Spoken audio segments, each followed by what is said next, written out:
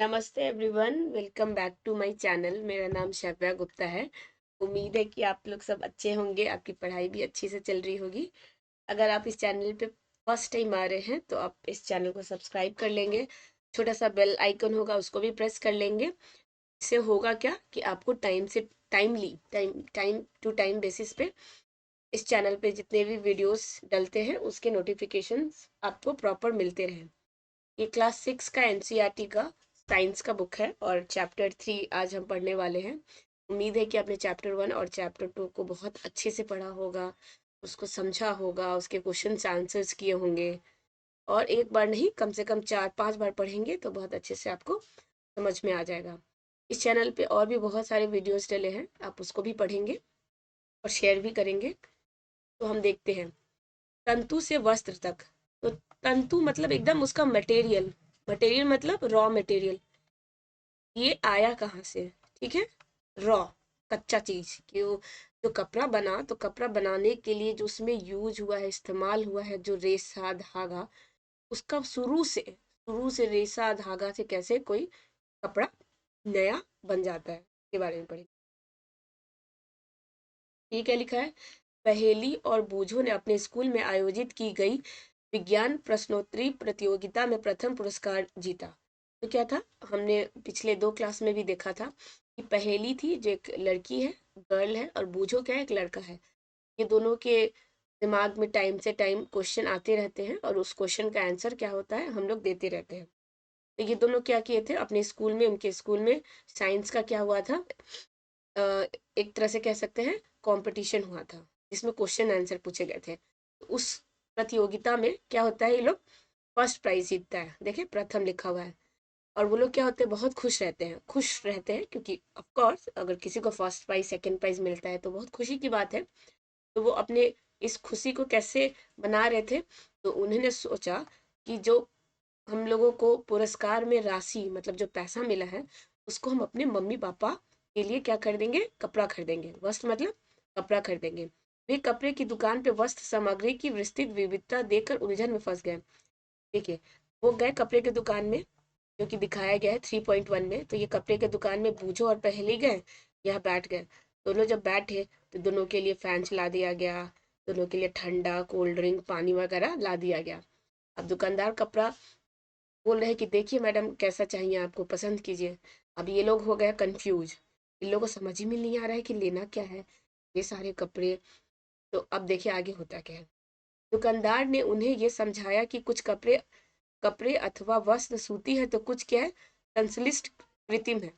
दुकानदार बताते हैं कि देखिए, देखिए सर और मैडम, तो यहाँ पे जो कुछ कपड़ा है ना, तो कुछ क्या है, नेचुरल है। नेचुरल मतलब जो प्रकृति से आते हैं, और कुछ आर्टिफिशियल है जिसको बनाया जाता है। ठीक है, 2 तरह के कपड़े हैं, आर्टिफिशियल और नेचुरल। उसके पास ऊनी मफलर है तथा शाल भी थे। दुकान बहुत सी रेस सिल्क के साड़ियाँ थी। पहेली और बूझो अत्यधिक उत्तेजित दिखाई दे रहे थे, वो लोग बहुत एक्साइटेड थे। वाह, इतना सारा कपड़ा है, मेरे पास पैसा भी है, मम्मी पापा के लिए खरीद के ले जाएंगे। लेकिन उन लोग को समझ में नहीं आ रहा था कैसे खरीदना है, कौन सा अच्छा रहेगा। तो दुकानदार उसको मदद कर रहा है। उन्होंने इन विभिन्न कपड़ों को स्पर्श किया, उसको टच किया, छू छू के कपड़े को देख रहा है, उसके बारे में जानकारी प्राप्त की, और अंत में उन्होंने एक ऊनी मतलब कि वुलन ठंडा में पहनने वाला मफलर ले लिया, जो गला में लपेटते हैं ना मफलर, वो। और एक सूती साड़ी, क्या लिया, एक मफलर लिया जो कि वुलन था, और एक कॉटन का साड़ी ले लिया मम्मी के। कपड़े की दुकान का भ्रमण करने के पश्चात पहेली और बूझो ने अपने आसपास के विभिन्न प्रकार के वस्त्रों को ध्यान से देखना आरंभ किया। जब ये दोनों कपड़ा खरीद लिए, अब ये लोग सोच रहे हैं, एक काम करते हैं, दुकान में जितना कपड़ा उपड़ा है सबको देखते हैं एक बार, क्या है, किस टाइप का है। तो वो लोग क्या करने लगे, कपड़ा वगैरह भी देखने लगे सब जगह, मतलब उस दुकान का हर कपड़ा, हर रैक, हर किनारा सब देखने लगे। उन्होंने यह देखा कि बेडशीट मतलब जो बिस्तर पे बिछता है, तो बेडशीट, बिस्तर पर बिछाने की चादर है, कंबल है, पर्दे है, मेज पोस्ट है, तौलिया है, झारन, डस्टर है, आदि है। ये सभी विभिन्न प्रकार के कपड़ों से बने हैं। ये सब तो अलग अलग कपड़ों से बनता है ना, सब कुछ, सबका क्या है, जो कपड़ा है वो अलग अलग है। यहाँ तक कि उन्होंने अपने बस्ते तथा बोरे भी किसी प्रकार के वस्त्र से बने थे। तब उन लोग देखा, चलो इस दुकान में तो सब अलग अलग तरह से दिख रहा है, अलग अलग कपड़ा है। फिर उन लोग देखा कि उसका बैग भी अलग है, जो बस्ता में किताब लेके आए थे, बोरे भी अलग है, सबका धागा अलग है। उन्होंने इन सभी वस्त्रों की पहचान सूती, ऊनी, रेशमी अथवा संश्लिष्ट कृत्रिम के रूप में की।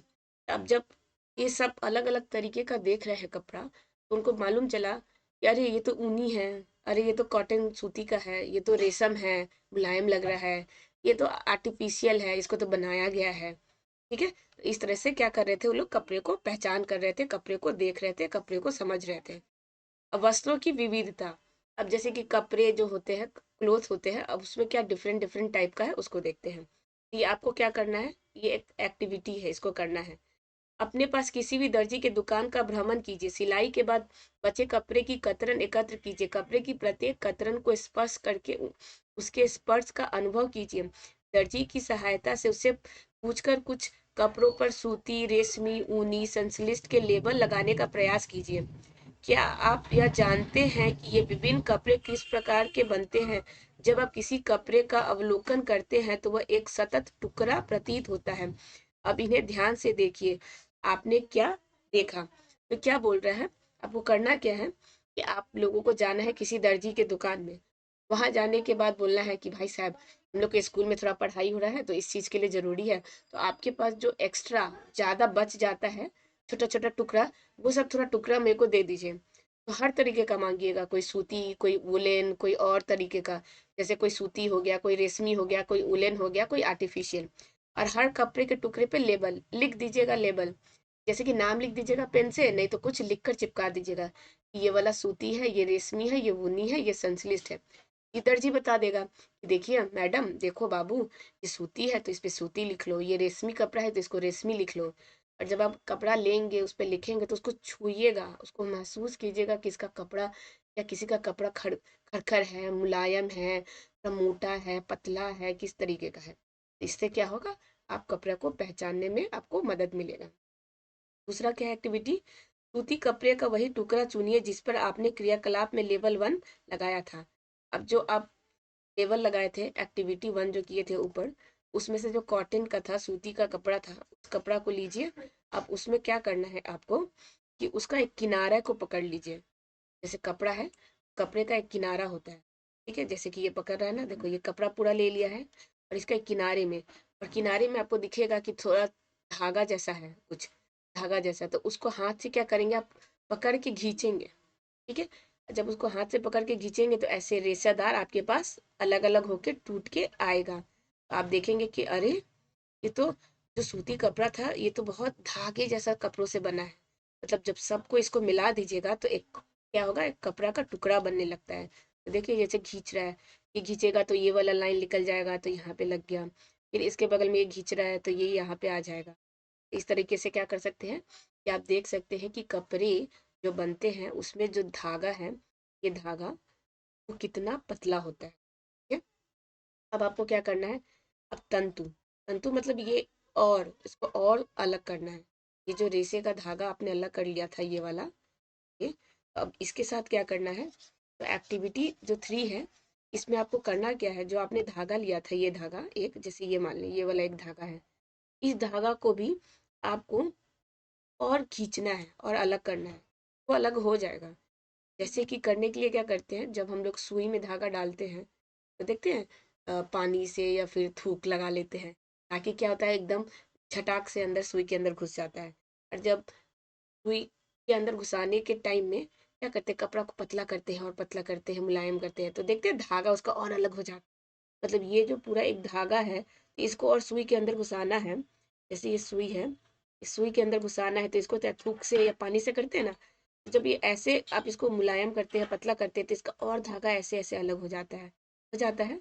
तो इसका मतलब एक धागा में, ये जो पूरा धागा बना है, इसके अंदर भी क्या है, और पतला पतला पतला धागा है, इसी को कहते हैं तंतु।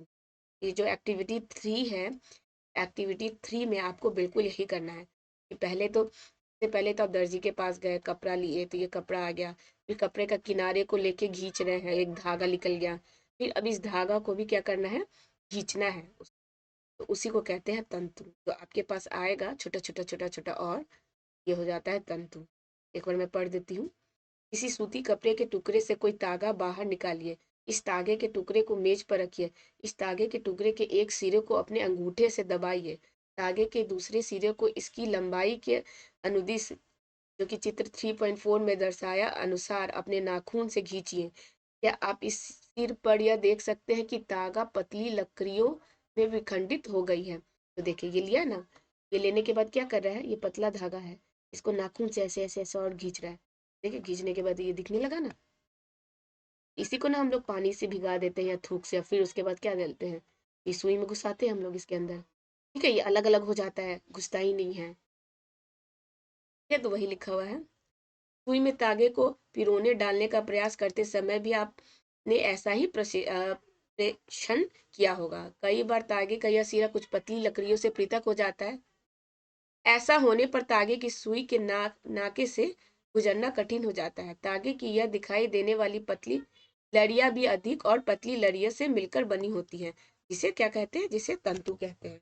ठीक है, तो इसी को क्या कहते हैं, तंतु कहते हैं। देखिए जैसे ये वाला है, इसको मिटा देते हैं, तो ये जैसे ये है ना एक पतला, तो इसको क्या कहते हैं, इसको कहते हैं तंतु। तो अभी आपको समझ में आ गया होगा एक कपड़ा बनाने के पीछे तंतु, तंतु का कैसे इस्तेमाल होता है, और तंतु की मदद से क्या होता है, रेशा धागा बनता है, धागे की मदद से क्या होता है, कपड़ा बन जाता है। वस्त्र तागे या धागे से मिलकर बनता है तथा तागे से आगे तंतुओं से मिलकर बने होते हैं। यह तंतु कहाँ से आते हैं, अब ये जो तागा है, ये जो तंतु है पतला सा इसमें से जो निकला है, ये कहाँ से आते हैं, तो उसके बारे में देखना है। कुछ वस्त्रों जैसे सूती, जूट, रेशमी तथा ऊनी के तंतु पादपों तथा जंतुओं से प्राप्त होते हैं। तो कुछ जो है वो कहाँ से आते हैं, तो सूती से आते हैं, जूट से आते हैं, रेशमी तथा ऊनी के तंतु पादपों, पादपों मतलब पेड़, इस सब का पेड़ पौधा होता है। सूती का पेड़ होगा, जूट का पेड़ होगा, रेशम का पेड़ होगा, तो उसी पेड़ से क्या करते हैं हम लोग, उसको लेके आते हैं। इसे प्राकृतिक तंतु कहते हैं, तो इसको क्या कहते हैं, नेचुरल तंतु। रुई तथा जूट पटसन पादपों से प्राप्त होता होने वाला तंतुओं के उदाहरण है। रुई, कॉटन और जूट, इसको पटसन कहते हैं, तो ये भी कहाँ से आते हैं, प्लांट से आते हैं। ऊन तथा रेशम जंतुओं से प्राप्त होते हैं। ऊन और रेशम भी जंतुओं से आते हैं। ऊन भेड़ अथवा बकरी की कर्तित ऊन से प्राप्त होते हैं। ऊन वगैरह है तो ये भेड़ से भी आता है, भेड़ का जो स्किन पे रहता है ना, मुलायम मुलायम रेशेदार, उससे भी बनता है। इसे खरगोश, याक तथा ऊँटों के बालों से भी प्राप्त किया जाता है। रेशमी तंतु रेशम कीट कुकून से भी खींचा जाता है।